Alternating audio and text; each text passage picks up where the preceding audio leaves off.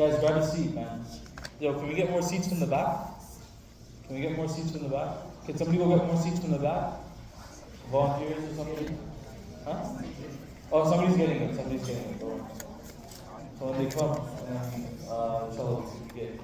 So, as you guys know, inshallah, we have a guest speaker here, Sheikh Abu Shahada. He is currently the executive director of Dawah Dynamics, which is one of the Dawah grassroots advocacies for building strong youth, and is as well known member of the Toronto Muslim community. He is one last remaining imams and chaplains from the infamous Dom Jail, which was a jail, that was a previous jail in downtown Toronto, and he's a senior khatib at the Dawah Foundation Islamic Community of Osho facilities. So this is the Sheikh right here. So Sheikh Abu Shahada has lectured over 100 institutions of higher learning about Islam, interfaith, and Islamic creed and fundamentals of Islam at the University of Toronto, McMaster University, Brock University, and the University of British Columbia, CTNU, University of Windsor, just to name a few. So he's been around for a long time, and he's been actually giving the Dawah scene, and he's been active, mashallah. And he has lectured in Trinidad in the Kingdom of Morocco, and he has been invited to more than 50 youth conventions alongside prominent speakers such as Sheikh Bilal Idris, Sheikh Abdullah Hakim Quick, and many others. Sheikh Abu Shahada was also a featured speaker on the Ummah Times newspaper. Sheikh Abu Shahada studied under qualified scholars the disciplines of Arabic grammar and morphology, foundations of Islamic Aqidah and Usul al-Din, and Dawah. He continues to deliver Jummah sermons and lectures at Islamic centers across the United States of America and Canada. Sheikh Abu Shahada has been interviewed by many popular Muslims in casts like the Deen Show, Islamic Dove TV, Happy Muslims TV, and the IDC from Newcastle, UK Dawah Network. He has delivered khutbahs in over 50 masajid, served on Imam Council from 94 to 2000 in GTA, and he has written a book for the youth on many subjects. He recently put out his monumental manga, the Muslim Ghetto Survival Guide, which is available for sale today, inshallah, after the program. So, inshallah, without further ado, I will give it to Sheikh Abu Shahada, who has been wanting to speak to you guys, not just you guys. So whatever message you guys get today, make sure you pass it on to your friends, because maybe you guys might not need it, but your friends might need it. But maybe you guys might need it. So really put it into your heart and listen intently, inshallah. Allah bless our Sheikhana, Sheikh Hamdullah. Barakallahu fi Sheikhna.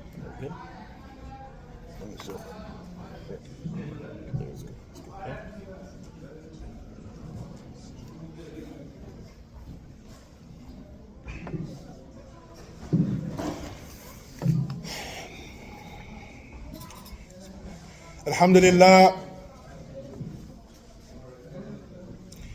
الحمد لله الذي هدانا لهذا وما كنا لنهتدي لولا أن هدانا الله حمد كثير طيبا مبارك فيه كما يحب ربنا ويرضى.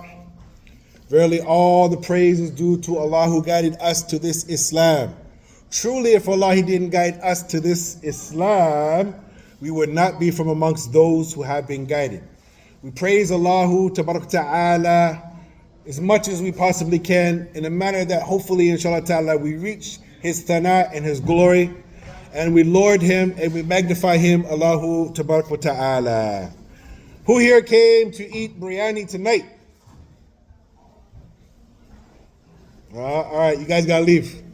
You guys gotta leave, because I'm bringing the barbecue. I'm going to be cooking tonight, bidnillahi ta'ala. I'm not bringing no biryani. That's a side point, inshallah ta'ala.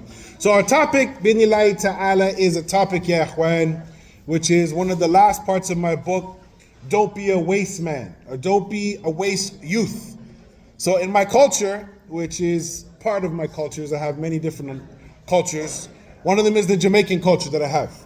So when they say, the man him a waste man, the man idiot boy, the man useless man with no plans, I wait you that, You understand? You see, so that's how they say it since the time I was young. So we want to talk about a waste man. What is a waste man? Anybody got the answer? Half the students here, the Sheikh said that. I don't believe that. I believe you guys came to the lecture, you want to learn. Now, what's the waste man, Sheikh? Someone who wastes their life. Okay, anybody else? Anybody else? Somebody who makes bad decisions. Okay, who else? Say it again? Somebody, I couldn't hear what you said. Waste stuff. Somebody who wastes stuff. Okay. Somebody who vapes. Okay. Okay. Somebody who smokes. Okay. Say it again. Someone who acts gang. I don't know what that means. He acts gang or he acts gangster? He acts gangster. That's what you mean, right? Okay. Who else is next?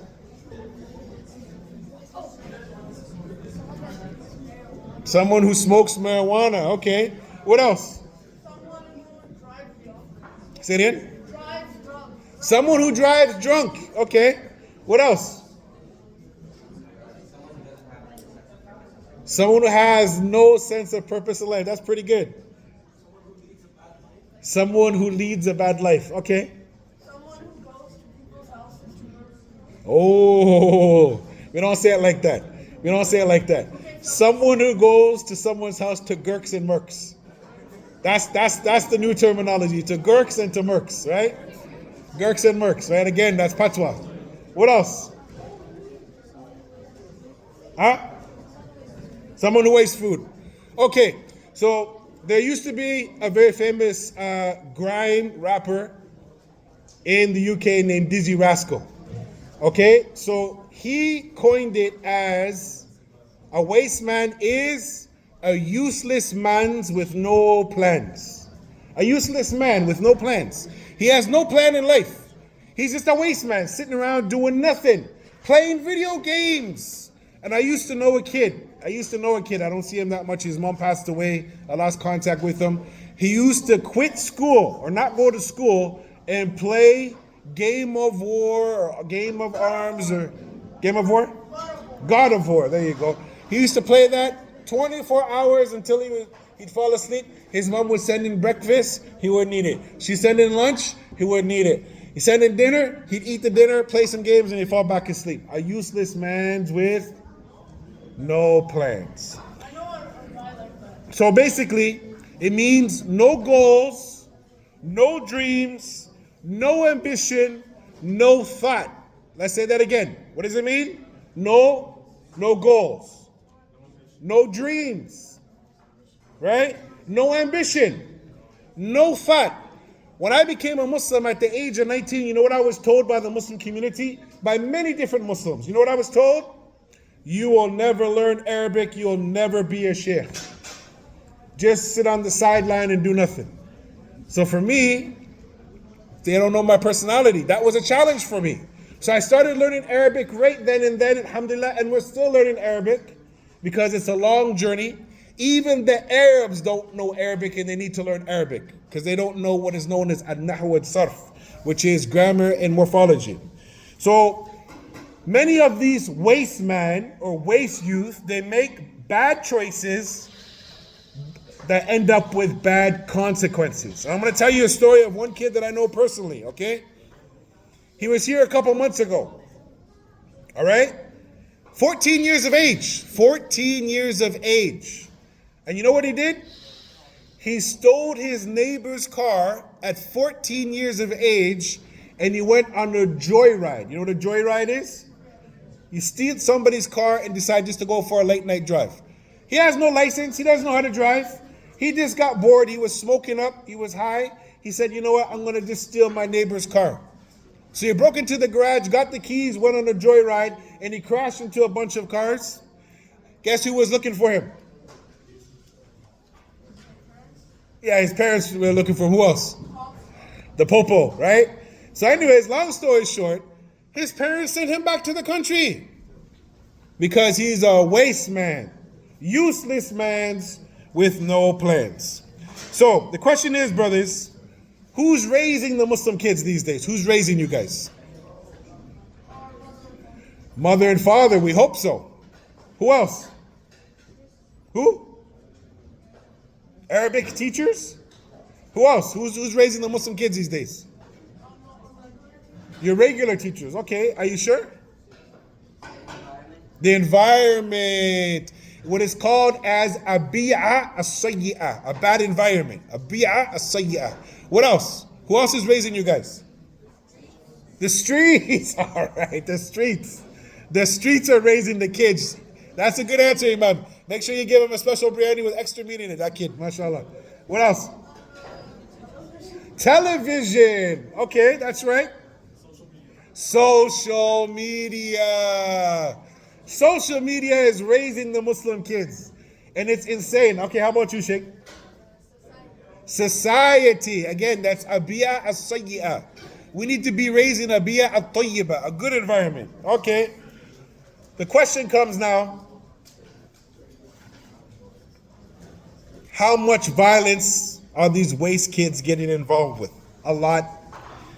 How much stupidity are the Muslim kids getting involved with? A lot. Who here knows the percentage of a lot of the jail in the Ontario jail, the percentage of the vast majority of the people that are in the jail is from what background? The Sikh background? Nope. The Christian background? Nope. The Jewish background? Nope. The Hindu background? Nope. Who can it be? The Muslims. The Muslims are some of the leading waste men in the jail. So, here comes the discussion. Waste man is what they've been calling it for the last 20 years. In my time, and in my father's time, they used to call it a moron. He's a moron. If someone called you a moron, that means you're real stupid. A nitwit. He's a nitwit. Okay? Anybody heard of the Three Stooges before? Anybody heard of the Three Stooges before? Okay, that's before your time, right?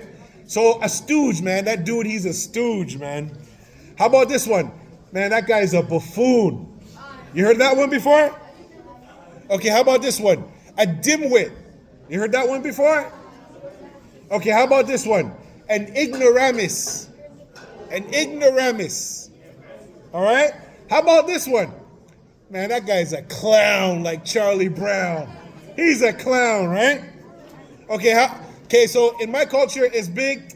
If you talk about somebody, say, man, that guy, he's a joker, man. Don't take that guy serious. He's a joker. He's always telling jokes. Or a dunce. Anybody heard of a dunce before? No one heard of a dunce before? Okay.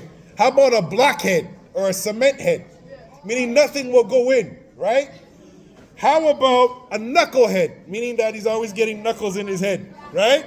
Because he doesn't listen. How about a numbskull? A numbskull. You guys heard of that one before? Okay. So the French, they use the word, he is an imbecile. An imbecile. He's an imbecile, right? Okay. Then you have, in the time of Ibn Jawzi rahimahullah, a great scholar of Islam, he wrote a book called, okay, and you can look it up online. Those who got a phone, you can check it out later. You should all buy this book. This book is worth more than its weight in gold. I couldn't find my copy. It's either in my office or in my trunk or in my library at home. I looked for it. I couldn't find it tonight. It's called Fools and Simpletons. A simpleton means somebody with a pea brain. They're so stupid their brain is dumb like this. Ibn Jawzi wrote this book 900 years ago talking about fools and simpletons, people with pea brain. He wrote that. Because I can remember I gave a lecture maybe 20 years ago, and I said, man, the Muslims are fools. One of the sisters that was part of the community, she sent me a text, she sent me an email, she said, brother, you shouldn't call people fools. I said the word suhafa is in the Quran and the Sunnah, meaning a fool. So do we have fools amongst the Muslims, yes or no? The question is, are we a fool? Or are our friends a fool? So this is why, brothers and sisters, inshallah ta'ala, we don't want to make the lecture too long, but there's some hadith, because I really believe you brothers and sisters, you need to study the religion a lot more than you're studying. Why is that? Knowledge is power. Plus, we need to do what is called izalatul juhala. Izalatul jahala is taking ignorance off of ourselves. And there's a very famous story back in the day where there was a chaiwala. You know what a chaiwala is? Anybody know what a chaiwala is? Okay, right. So in one of the Muslim countries, there was one young brother who his job was to be the chaiwala, to go and to pour tea for the guests. Okay? And while he was pouring the tea, I hear lots of voices in the back while I'm giving my lecture. I know I'm not from out of town and everybody thinks I'm a clown. I know I'm not from out of town, but everybody thinks I'm a clown. I'm a local joker, so I'm not getting respect. This is Aib.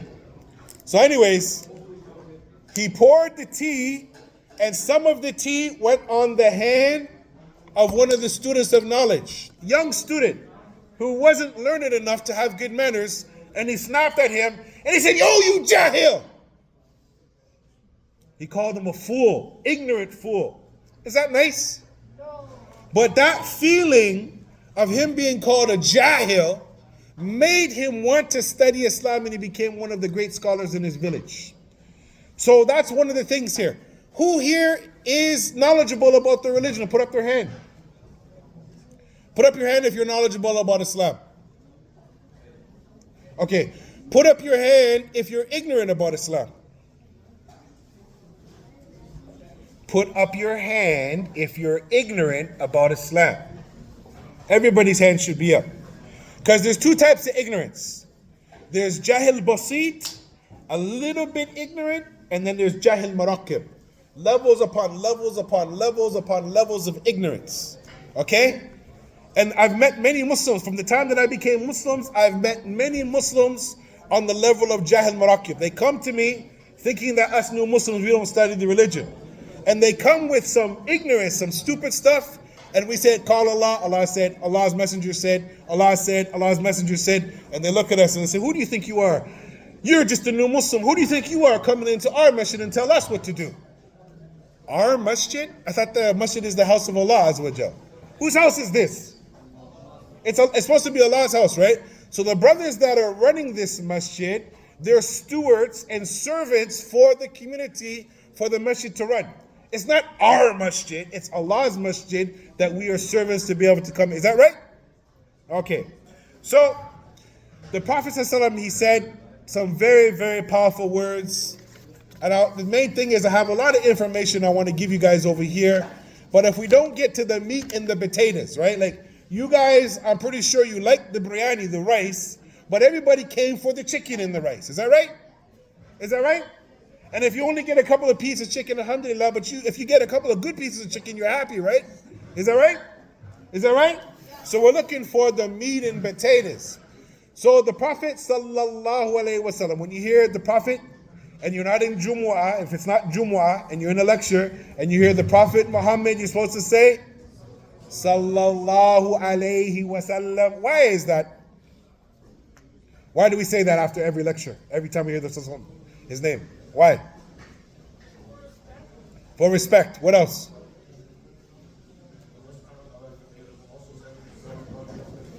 Allah told us that He and the angels and the believers, they send salat and salam on Muhammad sallallahu alaihi wasallam. Anybody else? Huh? Huh? That's what I was going to say. Okay, alhamdulillah. Let's move on.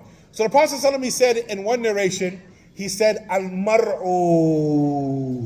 And in another narration, he said, Ar-rajulu ala dini ala khalilihi fayandur ahadukum min yukhalil aw kama qala sallallahu alayhi wa sallam. The Prophet said in one narration that a man, in another narration he said, a person is on the religion of their friend. So look to see who you take as your intimate friend. So who's around you? Who's in your inner circle? And I'll tell you guys something. About 8-9 years ago, I changed my inner circle.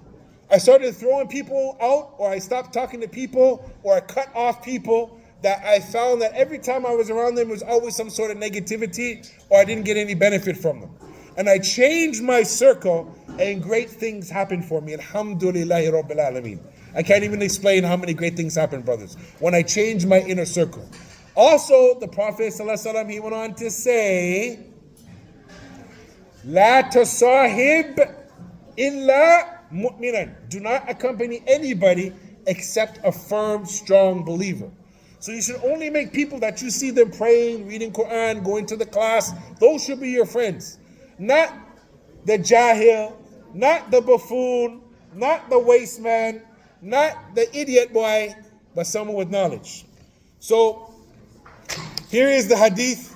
I'm pretty sure this hadith has never ever, probably never ever, unless maybe Sheikh Adam might have quoted this hadith. I'm pretty sure this hadith has never been quoted in this masjid. Is that far stretch, Sheikh, to say that? Is that a far stretch to say that? To make a bold claim that this hadith has probably never been, in 30-something years since I've been Muslim, probably never been said in this masjid? Is that a bold claim, Sheikh? Okay, let's see here if you guys heard this hadith before. All right?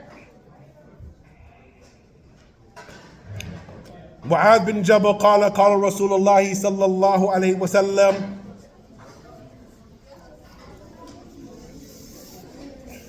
I think that's the wrong hadith. La ilaha illallah. Get it? Oh, maybe that's it. I don't think this is it either. No, that's not it. Okay, we'll quote this hadith anyway. I can't find my hadith. Hold on, maybe it's in my pocket. Let me see. No? Must have dropped it somewhere. Ala kulli halin. So I don't have the hadith in Arabic on me. La hawla wa la quwwata illa billah. The Prophet said, I'm trying to do it from my memory, I don't remember the whole thing. Mathalu jalisa salihi wa jalisa suhi. Kahamil mis fa nafikh al-khair. That's all I can remember in Arabic. The Prophet said that the example of the companion, okay, who sits amongst a person who has perfume, a perfume store. Either he will give you some, you will buy some from the perfume maker, or at the very least, you're going to leave with a good smell. And the example of the blacksmith, the smelter, the one who works in a hot area where he's banging on steel that has a certain crude smell, either he will burn you or you will leave with a bad smell. So this is the example of the bad companion. The bad companion, ya ikhwan, can take you to hell. He can take you to jail. He can take you to the hospital, or he can take you to the graveyard. Now, here's the thing that's even worse than that. What's worse than jail? Worse than getting killed? Worse than going to the graveyard? Hellfire. Okay, what else? Shirk. What else? Hell. Okay, so the word we're looking for is the word is called ilhad. Say ilhad. Ilhad has two meanings. It has two meanings, we're only going to use one of them. Ilhad has two meanings, we're only going to use one of them. Ilhad, say it, ilhad. It has two meanings, we're only going to use. One of the meanings is someone becomes an apostate. What's an apostate? What's an apostate? Someone who leaves Islam. They were once Muslim, and now they're not Muslim anymore. And there was a brother that I met maybe 20 years ago. I was so jealous and envious of him because he got a chance to go and study in Egypt for 7 years. His Arabic was up here compared to all the new converts. He lived many years in Egypt and he memorized so much Quran and he benefited. And he came to my house and he slept in my house more than 20, 25 years ago. Okay? He was going back and forth, and then he landed in LA where his cousins were. And all of his cousins were waste men. So his cousins, they grew up together, they used to party together, used to hang out together, they used to chase after things they shouldn't be chasing after together. His cousin said, man, you should have been at the club last night, man. We had a great time. You should have came, man. You should have came. We had so much fun. He said, nah, I'm good. The next week, his cousin said, hey, man, you should have been at the club. We had so much fun. The champagne bottles were popping and the Cocaine was everywhere, and all the beautiful boom tings and ling tings and gal them, they're every place, right? You understand? You guys understand that, right? He said, no, that's okay, I'm good. His cousin kept saying that over and over and over and over. And then he said, man, just come by just for like 5 minutes, man, and just check it out. Man, we're partying on a level you never seen, man. You thought back in the day we were partying, you got to come and see us party now, man. The game has changed. It's more intense. You got to come and check it out. You got to see what we're doing, man. Woo, you got to see what's happening. Man, we used to pop $100 bottle of champagne. Now we got $4,000 bottle of champagne. Man, we used to have, $100 worth of weed. Man, now we got weed coming in from all over the place. We got opium, we got drugs, we got cocaine. You got a table of whatever you want, man. Just come by it. He said, I don't know. Next week, his cousin said, man, come on, man. Just come for me, man. Old times, man. Come and check it out. So he came to the party. And he seen some of the other homeboys from the block that he grew up from the time he was young. And his friends were, pass it around, pass it around, pass it around, pass it around. And they came to him and they looked at him. And they said, man, just hit it one time, brother. Just hit it one time. Huh? Bro, listen, this ain't no paper cigarette, brother. This ain't no vape. Right? This is that bubonic, chronic, you see what I'm saying? Lace with all kinds of stuff that'll make your face fall in disgrace and put you in the wrong space. You see bars there. See the imams, they can do that upstairs. None of them can do that. My man hit that thing one time out of pure pressure, man. And from that day, it went back to the old path. And guess what happened to him? Another Muslim brother that knew him, seen him in the bank a couple years later, and went up to him. And this brother was a brother that I used to have high respect for. His Arabic was way better than mine. His knowledge of the Quran was way better than mine. Okay? This other Muslim brother that I know, a friend of my friend told me he's seen him. He said, it went up to this brother. And I said, Assalamu alaikum rahmatullah Ahmed. Ahmed said, hey, how you doing? He said, brother, Assalamu alaikum. He said, hey man, what's up, man? What's up? What's happening? You good? You good? He said, Akhi, Assalamu alaikum. You're not Muslim? No, I'm not Muslim anymore. I'm not Muslim anymore. So they went back and they traced that, talked to some people from around the way, and they said that he was out in the club popping bottles with champagne and all kinds of stuff. Guess what, brothers? He died in that situation. He died in that situation. At one time, he's sitting at the feet of scholars, learning Islam, and then now where is he at? No, he's in the grave now, bro. Yeah, he's drunk. Well, he's not drunk no more. He's just dead. So, ala kulli halin, I wanted to just give you guys a couple of bars. And these are some bars. As you guys ever heard of, there's a famous rapper in the UK called Skepta. Anybody heard of him before? Where he said, act like a waste man, that's not me, right? So here's the thing, guys. Always needing a handout. A waste man is someone who always, man, brother, can you slide me some money, brother? There's one Muslim brother that I know, okay? And I know game from back in the day. Every time I see this Muslim brother, every single time, right? He's always, yo, man, bro, I'm struggling, man. And he has on the latest Jordans. He's got Tommy Hilfiger. He's got on gear better than anybody I've ever seen. He's always like, yo, bro, you got something? You can put something in my hand, brother? You got something for me, brother? Right? So he's always looking for a handout. He's out there hustling the people. And he's like, oh, brother, man, I need about $12, brother. I can buy a mop, brother. Brother, can you give me about $20? I need some bread and eggs and cheese, brother. Right? He wants you to pay for his lifestyle. All right? Some of you guys, I don't think you're picking up on this stuff. Maybe it's a little too slow for you guys. Okay? A waste man also is a man who's 30 years old, still living at mama's house. No, this is a waste man. I got a phone call from my auntie. Okay, she called me up about 3 years ago. My friend Abu Hafsa was in the car, and I was driving, so I didn't have my headset at that time, so I put it on speaker. And she said, brother, I need help, brother. I said, what's happening? She said, can you talk to my son? I said, what's wrong? Brother, he's doing some things, he's not doing anything with his life, aka he's a waste man. Right? So I listened to her talk for 20 minutes, me and the brother in the car.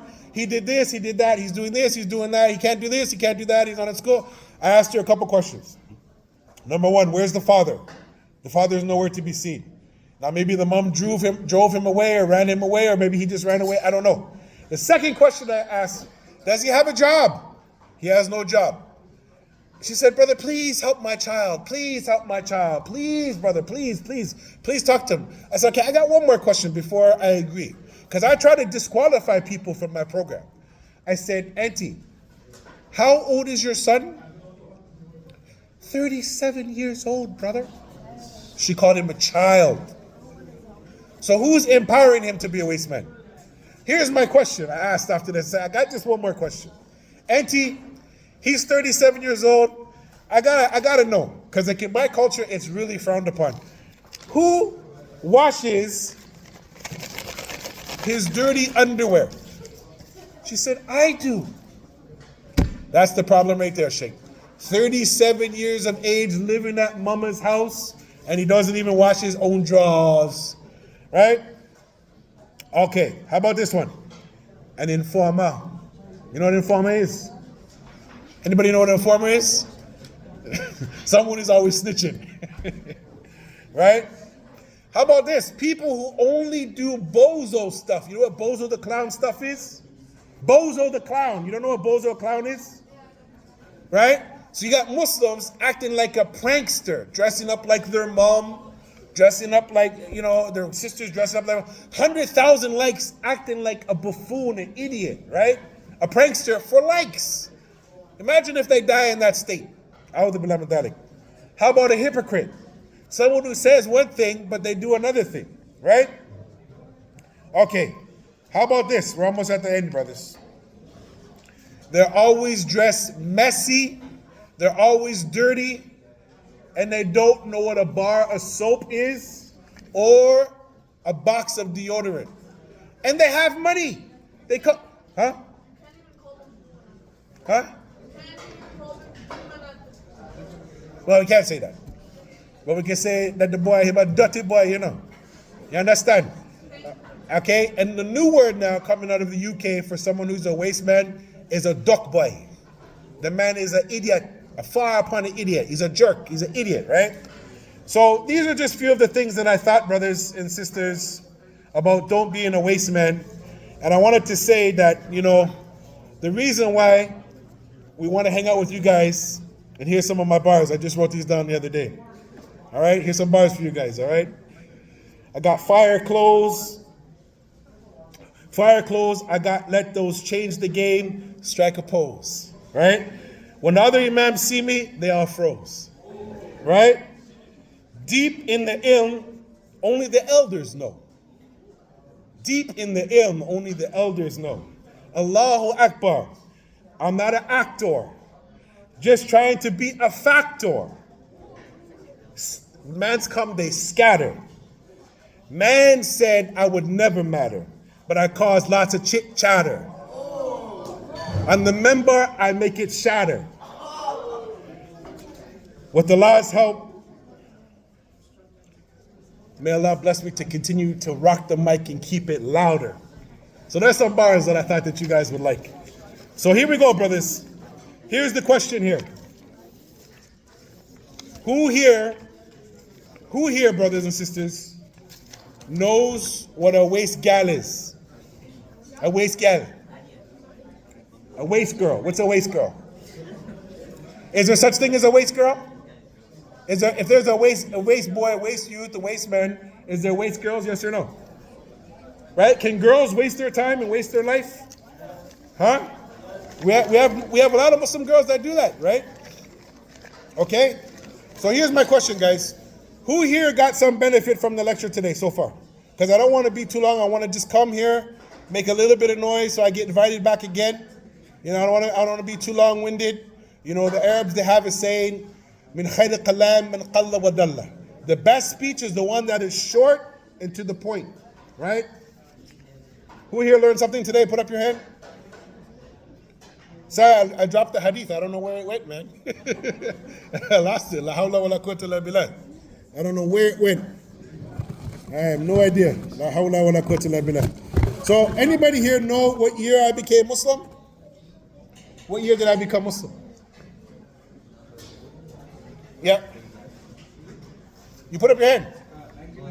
Nope. So higher or lower? No, you got to guess. Nope. 1990, close.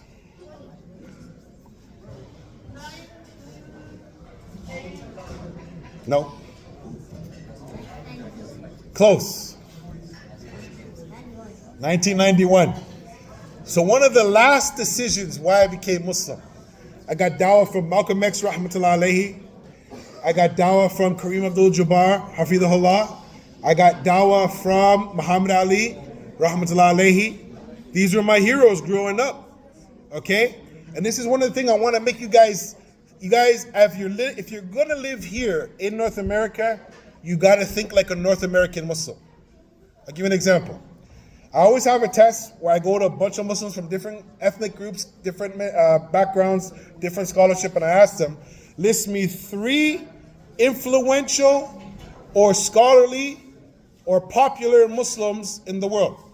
So depending upon where you're from, so friends, I'll just give you an example. One Egyptian brother that I know, he listed me 3 famous scholars from Egypt. But my question was, list me 3 international global Muslims, global and international. What does that mean? Outside of your bubble, right? So he listed Sheikh so-and-so, and Qadi so-and-so from his country. Then I asked another brother, he happened to be from Hyderabad. So he listed Malana so-and-so, Movie so-and-so, Sheikh so-and-so. I asked another brother in Africa, he listed Sheikh so-and-so, Dando so-and-so, Hafiz so-and-so. And I kept asking a bunch of different brothers from different lands. And I said, okay, brother. There was a janazah a few years ago of Muhammad Ali, rahimahullahu wa rahmatan wasi'ah.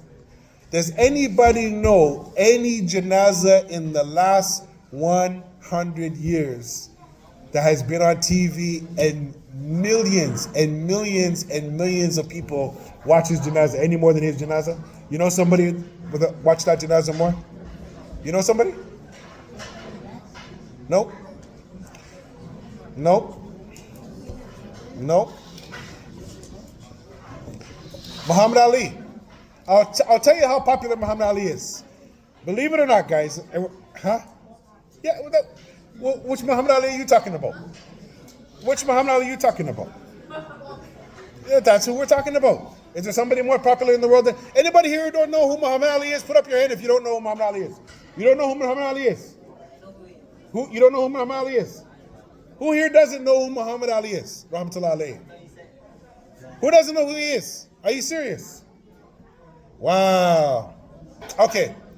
Muhammad Ali was so popular in the 60s, 70s, and 80s. One of my cousins named her son Muhammad. And he's a kafir to this day.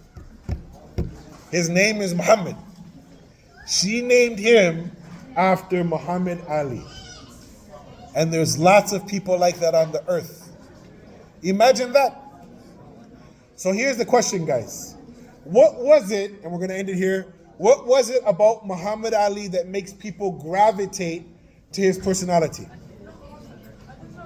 I can't hear you, bro. Before his name was Muhammad Ali, it was like Carlos something. Cassius Clay. Yes. I know that. I know that. What's his brother's name? What's his brother's name?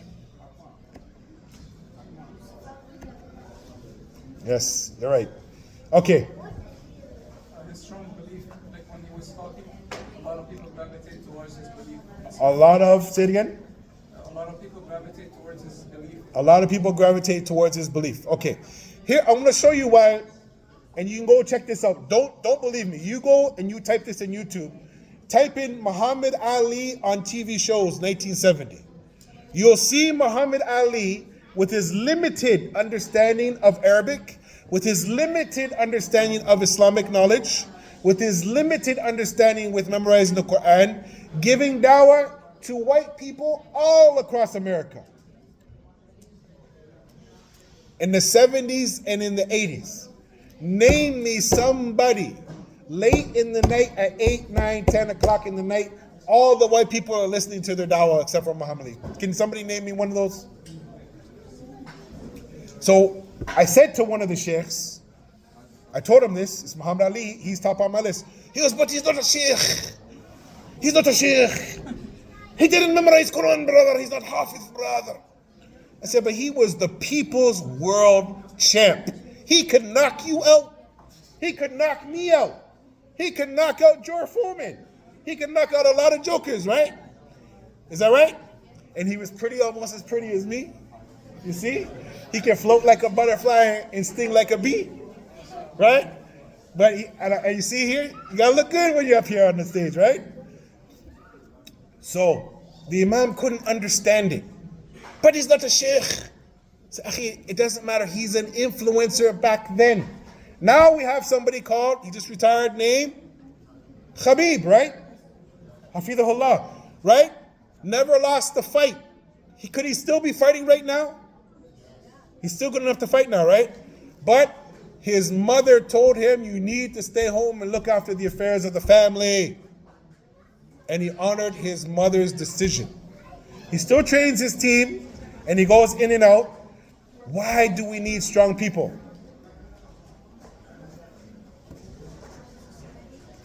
To build a strong society, okay? To protect the children and the families, yes? To educate in our area. I can't hear you, bro. I can't hear the first word. Oh, an asset for the ummah, yes. A lot of Muslims, they don't think I'm an asset to the ummah. They don't. I'm telling you. I met a lot of people, they think I'm a waste man. Then I come up there and they're like, why are the kids looking at you? I say, because I got gear better than you, bro. I'm looking good, I'm looking clean, and I'm a little bit mean, and I got a dream. And it ain't a scheme. All right? What else? What else? To elevate the status of Islam. What else?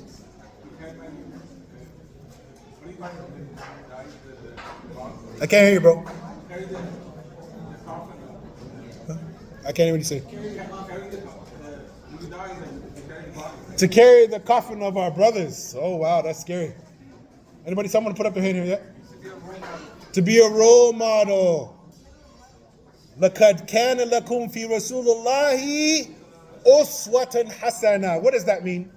A role model. The best role model. Brother, had your hand up? I can't hear you, bro.